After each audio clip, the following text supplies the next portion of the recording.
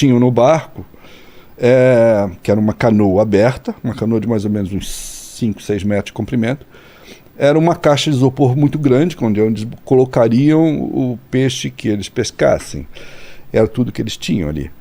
E eles foram sendo levados pela tempestade, pelo vento, pela correnteza, não tinham como voltar, não tinham remo, o motor não pegava, foram sendo empurrados. Bom, eu vou resumir a história para você.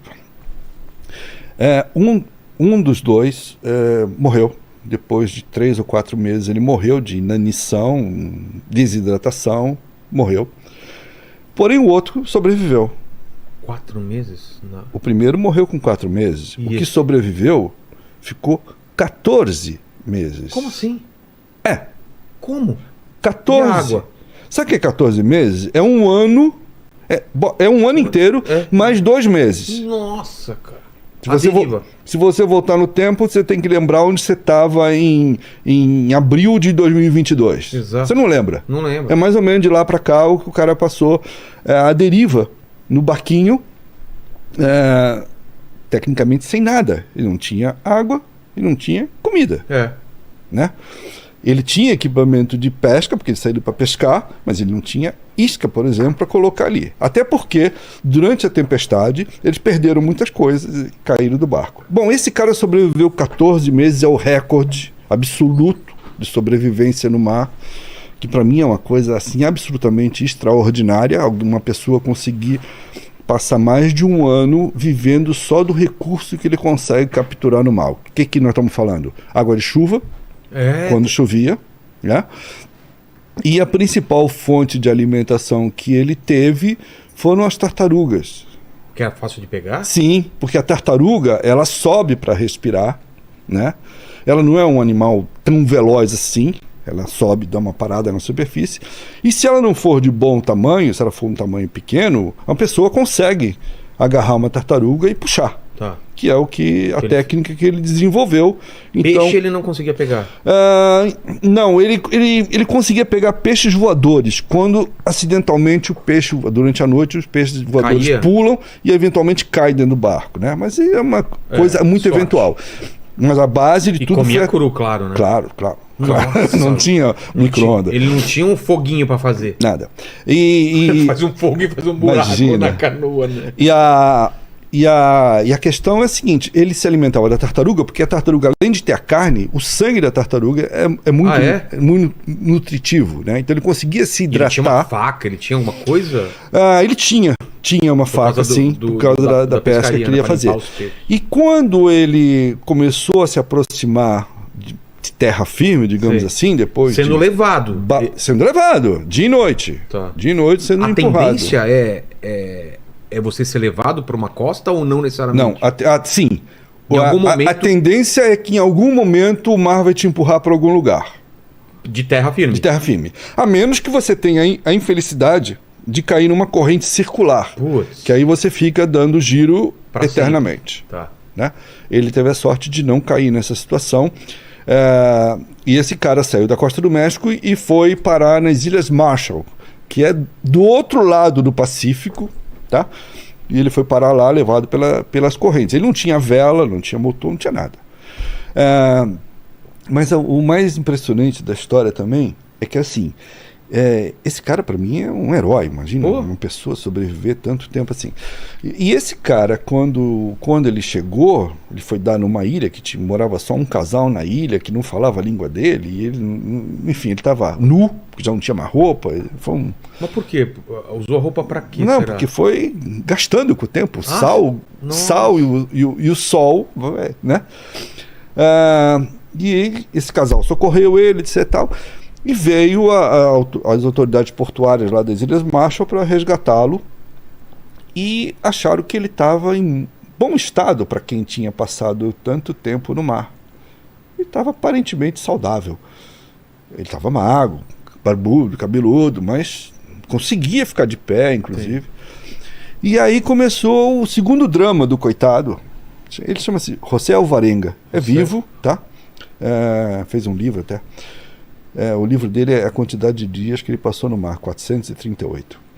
É o título do livro. E aí começaram a duvidar da história dele.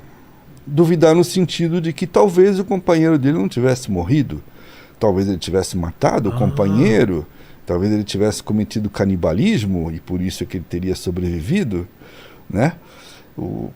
E aí começou uma série de questionamentos, porque ele parecia estar muito bem para quem havia passado tudo isso. Colocaram o coitado até em detector de mentira, para ver se ele caía em contradição, e não, porque a história dele era coerente, né? E aí ele saiu das Ilhas Marshall, voltou pro México, foi visitar a família do colega dele, com a mãe do colega dele e tudo mais. E aí, passado um tempo, ele pegou um jornalista para escrever o livro, contar a história dele, fez o livro. Quando ele fez o livro, a família do colega dele, que havia recebido ele muito bem, etc. Tal, a família mudou a interpretação, falou, não, ele está querendo ganhar dinheiro com essa história, então vamos processá-lo. E aí começou o terceiro martírio dele, que foi tomar processo na justiça da família do companheiro que morreu, levantando de novo a suspeita dele ter cometido canibalismo. E na época eu acompanhei muito de E como se prova que ele fez uma coisa? Então, esse é que é outro lance do mar. O mar não tem testemunha, né, cara? Não tem ninguém lá no meio vendo você. Satélite não pega. Vou dar um exemplo. O cara ficou 14 meses à deriva no mar e ninguém viu o cara. Nenhum navio avistou o cara. E ele não estava nadando, ele estava num barco de 5 metros. É pequeno, mas não é tão minúsculo assim. E ninguém viu o cara. Isso no século XXI já. Exato, que então tem satélite, GPS, tem o escambau, e ninguém localizou, ninguém visualizou o cara. Então você some no mar e ninguém fica sabendo. O mar é muito propício, por essa característica, a você cometer ato ilícito. Você está comigo no barco, eu tenho uma desavença contigo, eu te empurro na água. Eu não preciso te matar. Eu só te empurro na água. Pronto. Você está morto. Caiu no meio do mar. No alto mar, caiu do mar, você está morto. Ninguém consegue nadar. Você vai morrer. O teu organismo não vai aguentar o esforço, o teu organismo não vai aguentar a temperatura, a hipotermia, você vai morrer, né? Então é assim, é um ambiente perfeito para o crime perfeito. Entendi. Porque não tem testemunha, não tem câmera de segurança, não tem nada. Tem só o depoimento seu. E essa é uma dificuldade que eu tenho em algumas histórias que eu conto, porque às vezes a pessoa some, a pessoa está navegando sozinha e o barco aparece sem a pessoa. E você nunca vai saber direito o que aconteceu com aquela pessoa, porque não tem testemunha, né? Então você começa a partir de conjecturas e pessoas que cercavam aquela pessoa para ver se ela teria tinha algum hábito que resultasse numa imprudência. E é a queda no mar. Se você está num barco sozinho, navegando, o que é muito comum, tá? Fazendo uma travessia longa, e você tem a infelicidade de cair no mar, escorrega. Sei. Está num ambiente molhado. Claro. Escorrega, caiu no mar, você está morto. Ué, não consegue voltar para o barco?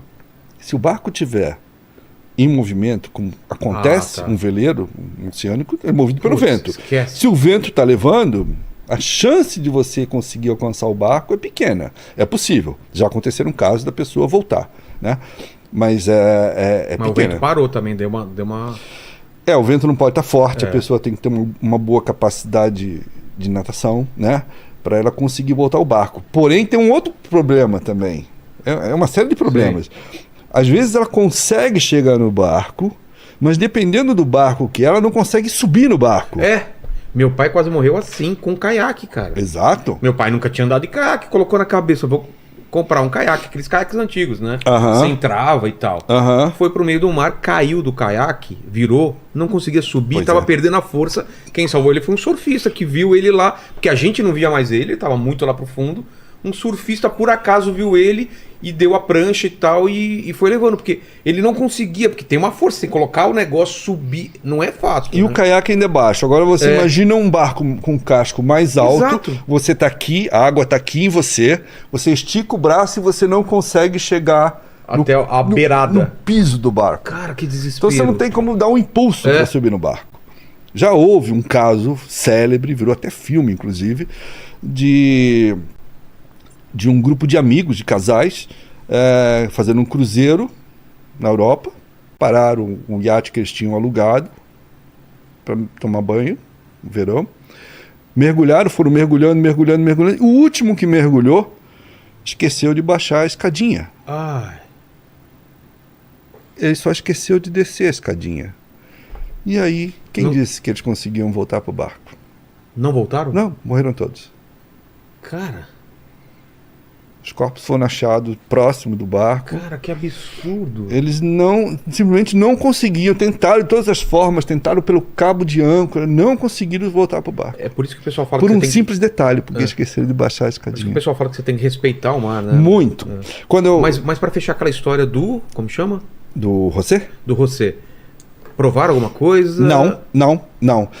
Existe ainda Tem a chance dele ter cometido o canibalismo? Não, eu não acredito. Eu não acredito porque eu acompanhei muito de perto esse caso na época. Eu quase fui para as Ilhas Marshall atrás dele, porque eu estava impressionado com a história. E eu não acredito. Primeiro cara, porque ele era um cara extremamente... trazer para cá para entrevistar? Imagina... Cara, eu queria muito. Vamos ver se a gente consegue. Então, ele é muito... É muito religioso, né? E ele conta que quando o amigo dele entrou no processo de definhar, né? Morreu por falta de alimento. De alimento mesmo. Porque o amigo dele, ao contrário dele, desenvolveu uma náusea que ele não conseguia nem botar na boca o que eles tinham para comer. Mesmo que fosse um pedacinho, ele não conseguia. Botava na boca e vomitava. Então ele foi... Que não é fácil. Foi enfraquecendo, foi desidratando até que ele morreu. Você comeu um negócio... que ele conta, né? Comer tartaruga. E aí ele conta que, inclusive, que ele ficou um bom tempo ainda com um companheiro morto no barco.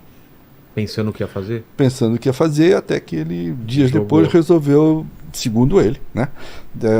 Depositar no mar. Eu acredito no cara. O cara é muito humilde, muito religioso, ele fala com muita naturalidade. Mas vamos partir do pressuposto que ele fosse obrigado a comer a carne do companheiro para sobreviver. Sim. Qual seria o julgamento da sociedade? Porque ninguém tá nessa situação. O canibalismo é sempre visto com repulsa, Teve aquele né? caso do Chile, daquele avião que caiu nos Andes, né? É sempre visto com repulsa. Porém, em alguns casos, como seria o caso dele, inclusive, eu acho, entendo assim, seria perfeitamente compreensível. É uma questão de sobrevivência. Sobrevivência, né?